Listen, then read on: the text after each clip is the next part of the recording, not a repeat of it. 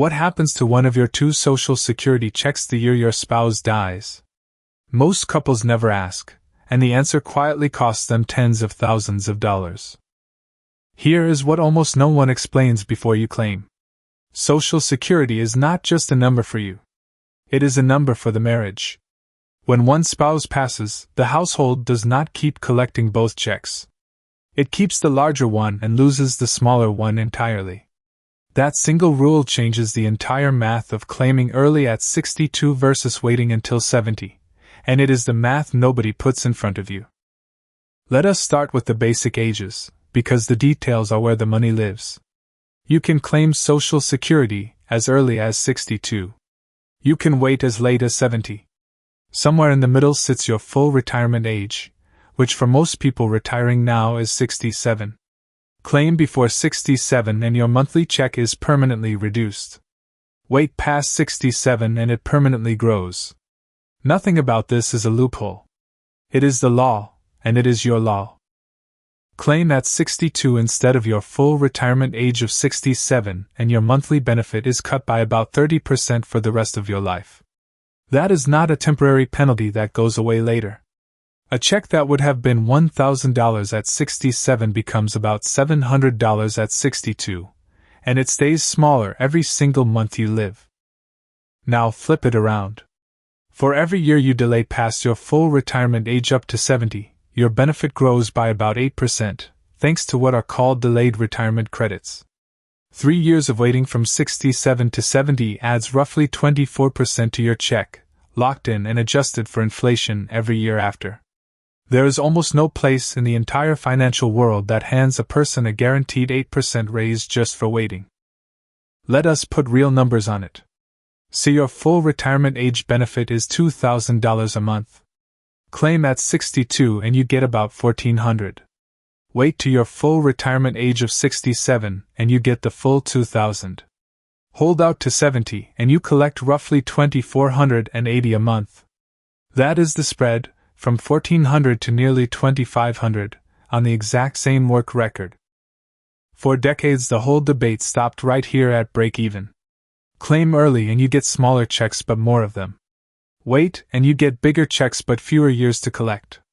Financial folks would tell you the crossover point, the age where waiting finally pays off, lands somewhere around the early 80s. If you think you will not live that long, claim early. If you expect a long life, wait. Simple. Except that math only looks at one person. And that is the trap. The classic break-even calculation treats you like a single person who lives alone and dies alone. But most people claiming Social Security are married, and marriages almost never end on the same day. One of you will outlive the other. That survivor will live for years, sometimes a decade or more, on a household that has been cut down to a single check. The break-even math ignores that survivor completely. The widow's math does not. So here is the rule that changes everything. When a married person dies, the surviving spouse does not get to keep both Social Security checks. They keep the higher of the two, and the lower one stops. If the husband was collecting $2,400 and the wife $1,100, the widow is left with $2,400. Not $3,500. The household income falls by $1,100 a month overnight, and it never comes back. Read that again slowly, because it is the hinge of this entire video. The survivor keeps the larger benefit and loses the smaller one. That means the bigger check is not just bigger for the person who earned it. It becomes the floor the widow or widower lives on for the rest of their life. Whichever spouse had the higher benefit, that number is doing double duty. It is supporting two people now, and one person later. In a lot of American marriages, especially for the generation retiring now, one spouse earned considerably more over their working life. Often, though not always, that is the husband. He worked the trades or ran the business for 40 years while she raised the family and worked part-time. His Social Security benefit is the big one. Her own benefit is the small one. And statistically, women live longer, so she is the one most likely to become the survivor living on his check. Now put those two facts together. The higher earner is often the one who dies first, and the lower earner is often the one who lives longest. which means the most important Social Security check in the whole marriage is the one that has to keep paying long after the person who earned it is gone. If that big check was claimed early and permanently shrunk at 62, the widow inherits the shrunken version, and she lives on it for 15 or 20 years. Let us walk through a real example, slowly, the way nobody at the Social Security office ever does. Meet a couple we will call Frank and Helen. Frank is the higher earner. His full benefit at 67 would be $2,400 a month. Helen worked part-time for years, so her own benefit at 67 is about $900. They are deciding when Frank should claim, and they are about to make the most expensive guess of their lives. Scenario 1. Frank claims at 62 because he is tired and the checks look good now. That 30% cut drops his $2,400 down to about $1,680 a month. For a while it feels fine. 2 checks are coming in, his $1,680 and Helen's benefit, and the household manages. But Frank has just quietly set the ceiling for Helen's entire widowhood, and neither of them realizes it yet. Now suppose Frank passes at 74, which is around the average for an American man of his generation. Helen is 72 and in good health. The day Frank dies, the household loses 1 check. Helen keeps the larger one, which is Frank's reduced $1,680, and her own $900 check simply stops. Helen, who may live another 15 years, is now living on $1,680 a month, locked in at the reduced rate Frank chose at 62. Now rewind and run scenario 2. Same couple, same health, 1 different decision. Frank waits until 70 to claim. Those delayed credits push his benefit up to about $2,976 a month. While both are alive, the household actually collects more. Then Frank passes at 74 exactly as before. Helen keeps the larger check, but now the larger check is $2,976, not $1,680. She lives the rest of her life on nearly $3,000 a month. Look at the gap between those 2 futures for Helen. In scenario 1 she survives on $1,680 a month. In scenario 2 she survives on $2,976. That is a difference of nearly $1,300 every single month, for the entire rest of her life, decided by a single choice Frank made years before he died. Over 15 years of widowhood, that one decision is worth well over $200,000. This is why I tell people the claiming decision for the higher earner is not really a retirement decision. It is a life insurance decision in disguise. Every year the higher earner delays from 62 to 70 does not just raise their own check. It raises the permanent income of the person they leave behind. That is the part the break-even calculators never show you, because they were built for one person, not for a marriage that has to outlive one of its members. Here is the nuance that keeps this from being a blanket rule. The strategy is not always wait until 70 for both of you. For many couples the smartest move is the opposite of symmetric. The lower earner, often the wife in our example, can claim her own smaller benefit early, even at 62, bringing some money into the household sooner. Meanwhile the higher earner lets the big check keep growing towards 70. You are not choosing one age for the marriage. You are choosing 2. Why does that split work so well? Because the lower earner's benefit usually disappears at the first death anyway. Remember, the survivor keeps only the larger check.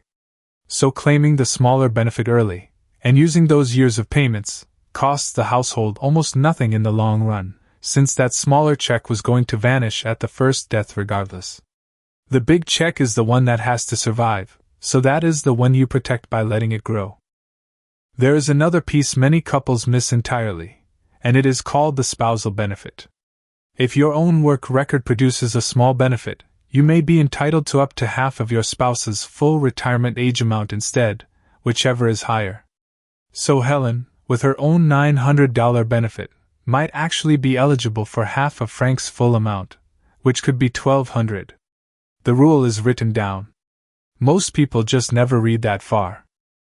But the spousal benefit comes with a catch worth knowing. It does not earn those 8% delayed credits the way your own benefit does. The spousal amount maxes out at your full retirement age and grows no further if you wait past it. So if you are claiming on a spouse's record, there is no bonus for holding out to 70 on that particular check.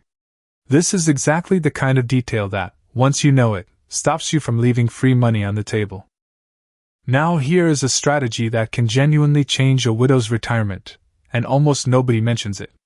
A surviving spouse does not have to claim everything at once. A widow can take her own reduced benefit first, as early as 60 in the case of survivor benefits, and let the higher survivor benefit keep growing, then switch to it later. Or she can do the reverse. Because these are two separate benefits, she may be able to claim one now and the bigger one at full strength later. The survivor benefit has its own timing rules, and they are not the same as the retirement benefit. A widow or widower can start a survivor benefit as early as age 60, but taking it that early reduces it by as much as 28.5% compared to waiting until full retirement age. So just like with the regular benefit, there is a real cost to claiming the survivor check the moment you are eligible. They count on you not knowing this. That stops today. There is a second blow waiting for the survivor that has nothing to do with the lost check, and it catches almost everyone off guard. It is called the widow's tax, though it is really a filing status problem. The year after a spouse dies, the survivor usually has to start filing taxes as a single person instead of married filing jointly, and that change alone can raise their tax bill on the very same income. Here is how the widow's tax actually bites. Single filers hit higher tax brackets at lower income levels than married couples do, and they get a smaller standard deduction. So a widow living on roughly the same retirement income her household had before can find more of it taxed, and at a higher rate. The income barely changed, but the tax rules around her did. That is the kind of fine print that decides how comfortable her last 20 years really are. It gets one layer deeper, because Social Security itself can be taxed. Depending on total income, up to 85% of your Social Security benefits can be subject to federal income tax. The thresholds where that taxation kicks in are lower for a single filer than for a married couple. So a widow can suddenly find a larger share of her own benefit tax simply because she is now filing alone. This is not a penalty for doing something wrong. It is just the math, sitting there quietly. Now connect it back to the claiming decision, because it all ties together. When the higher earner waits and the survivor benefit is large, the widow has more guaranteed, inflation-adjusted income to lean on. Yes, more of it may be taxable as a single filer, but a larger after-tax check still beats a small one. The goal is never to dodge taxes by staying poor. The goal is the biggest secure floor possible, with the tax handled as part of the plan, not as a surprise. Here is a quiet feature that rewards the people who wait, and it compounds for decades. Social Security gets a cost of living adjustment most years, a percentage raise meant to keep pace with inflation. That raise is applied to your benefit amount. So if your check is larger because you delayed, every future cost of living adjustment is a percentage of a bigger number. The gap between the early claimer and the patient one does not stay fixed. It widens year after year. Picture two widows 10 years apart in their claiming history. One inherited a $1,600 survivor check, the other a $2,900 one. A 3% cost of living adjustment gives the first widow about $48 extra a month. It gives the second widow about 87. Same percentage, very different dollars, and that gap repeats and grows every year inflation does its work. The bigger floor keeps paying off long after the decision was made. Now I want to be fair and honest, because this channel does not deal in one-size-fits-all. Waiting until 70 is not automatically right for everyone. If the higher earner is in genuinely poor health and the lower earner also has a short life expectancy, claiming earlier can make real sense. The widow's math matters most when one spouse is likely to outlive the other by many years. The trick is to make that call with the survivor in the room, not just the earner. What if you are single, widowed already, or divorced? The widow's math still touches you, just differently. If you never marry again, your own claiming age is the whole ballgame, and the break-even logic applies more cleanly. But if you were married for at least 10 years and then divorced, you may be able to claim on your ex-spouse record, and you do not even need their permission. That 10-year rule has rescued more retirements than almost any other line in the law. Let us sit with the divorced spouse rule for a moment, because it is one of the most overlooked. If your marriage lasted at least 10 years, you are currently unmarried, and you are at least 62, you may collect a benefit based on your ex-spouse's record of up to half of their full amount while they are alive. And if your ex passes away, you may be eligible for a survivor benefit on their record, just like a current widow. It is already yours. You just have not claimed it yet. Now let me walk through the mistakes I have watched people make over and over, because knowing the trap is half of avoiding it. The first mistake is the higher earner claiming at 62 just because the check starts sooner, without ever asking what it does to the survivor. It feels like found money in the moment. It is really the survivor's future income being quietly shaved down by 30% and locked there forever.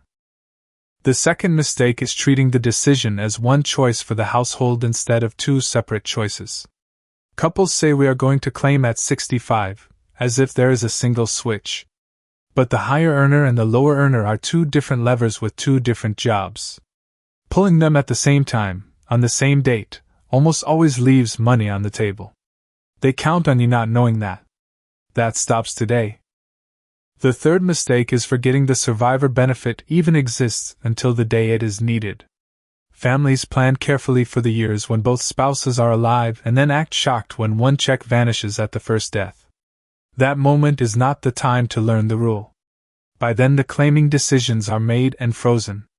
The whole point of going through this slowly, now, is so the rule never surprises you later.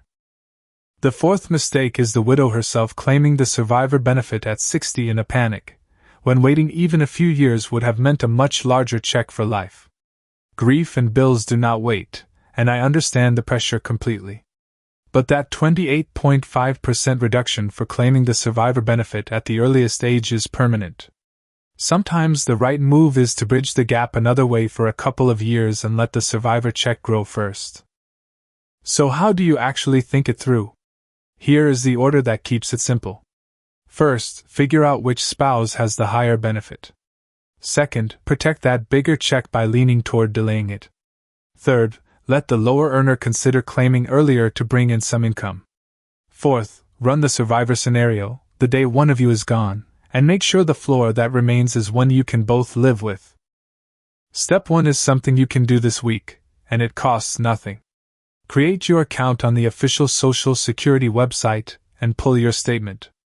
It shows your estimated benefit at 62, at your full retirement age, and at 70, based on your actual earnings record. Do the same for your spouse. Now you are not guessing with round numbers. You are working with your real figures, the ones the math actually runs on. While you are in there, do one more thing, because errors are more common than people think. Check your earnings record line by line against what you actually made. Social Security calculates your benefit from your 35 highest earning years, and if a year is missing or understated, your benefit is too low and you may never notice. A single missing year of solid earnings can shave real money off every check for the rest of your life. If you have already lost a spouse, here is your short list. Contact Social Security promptly, because survivor benefits are generally not paid for months before you apply, so waiting quietly can cost you. Ask specifically whether you can take one benefit now and switch to the larger one later. And do not assume the first number a form gives you is the only option. The rule is written down. Most people just never read that far. One more wrinkle for the people still working. If you claim Social Security before your full retirement age and keep earning a paycheck, the earnings test can temporarily withhold part of your benefit once your wages pass a yearly limit. It is not gone for good, it gets credited back later, but it surprises people who claim early expecting both a full check and a full salary. Once you reach full retirement age, that earnings test disappears entirely. Step back and notice what makes Social Security unusual. It is one of the only sources of retirement income that is guaranteed for life, backed by the federal government, and adjusted for inflation every year. A pile of savings can run out. The market can fall the year you retire. But this check keeps coming until the day you die, and for a surviving spouse, that lifelong, inflation-protected floor is worth more than almost any lump sum on paper. Here is a reframe that makes the wait feel less like deprivation. When the higher earner delays from 62 to 70, think of it as buying the most valuable annuity money can purchase, except you are buying it from the government at a price no insurance company can match. Every year of delay buys a permanently larger, inflation-adjusted, survivor-protected income stream. There is simply no product on the open market that gives a retiree that combination for that price. I want to acknowledge the human side, because this is not just a spreadsheet. Telling a tired 62-year-old to wait 8 more years is a hard thing. Health is uncertain. The future feels far away. But the person you are really planning for in that moment is often not yourself. It is the spouse who will sit at that kitchen table alone someday, opening 1 check instead of 2. The wait is a gift you are leaving for them. If waiting feels impossible because you need income now, here is the bridge idea many people miss. Some retirees deliberately spend down a portion of their savings in the early years specifically so the higher earner can delay Social Security to 70. You are essentially using your own money to buy that bigger, survivor-protected check. It feels backward to spend savings while a check sits unclaimed, but for the right couple it produces a far larger guaranteed floor for the survivor. If you take one action from this whole video, let it be a conversation. Sit down with your spouse, pull both statements, and ask the question almost no couple asks out loud. If one of us is gone in 10 years, what does the survivor actually live on, and is that enough? That single conversation, had calmly today, prevents the worst version of the widow's math from ever happening to your family. Keep in mind the exact dollar figures shift a little each year as the cost of living adjustment and the wage base change. The percentages, though, the 30% cut at 62, the roughly 8% annual delay credit, the survivor keeping only the larger check, those are the durable rules that have held steady for years. Learn the rules, not just this year's numbers, and you will always know where you stand.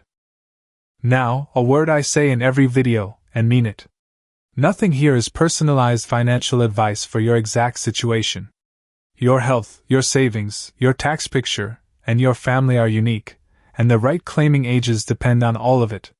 What I can do is hand you the rules clearly so that when you sit down with your own numbers, you are reading from the same page the system is, instead of guessing in the dark. Let us pull it all back together in one breath. The higher earner's claiming age sets the survivor's income for life. Waiting grows that check by roughly 8% a year and protects whoever lives longest.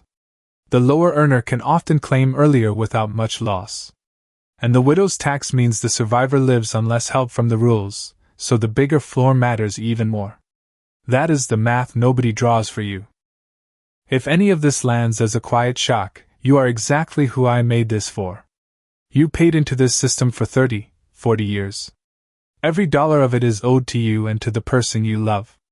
The system will not knock on your door to explain the survivor rule or the spousal benefit. You have to go and claim what is already yours. This is not a loophole. This is the law. Your law. I think about all the kitchen tables where someone is sitting alone tonight on 1 check instead of 2, never told that a single decision years ago set that number. None of them did anything wrong. They just never had anyone go through the fine print with them line by line. That is the only reason this channel exists. The details are not boring. The details are where the money lives, and where the people you love get protected. So before you close this, do the one small thing. Pull both statements this week, look at the 3 numbers for each of you, and picture the day there is only 1 check coming in. Ask whether that floor is high enough. If it is not, you still have time to change it, and changing it is often as simple as deciding who waits and who claims early. The hardest part was never the math. It was knowing the math existed. If this helped you see your own situation more clearly, subscribe and stay with me, because we go through one of these overlooked rules together every single week, slowly and in plain language. Share this with the couple in your life who needs it most. And remember, the system is counting on you not knowing. From now on you do. I will see you in the next one.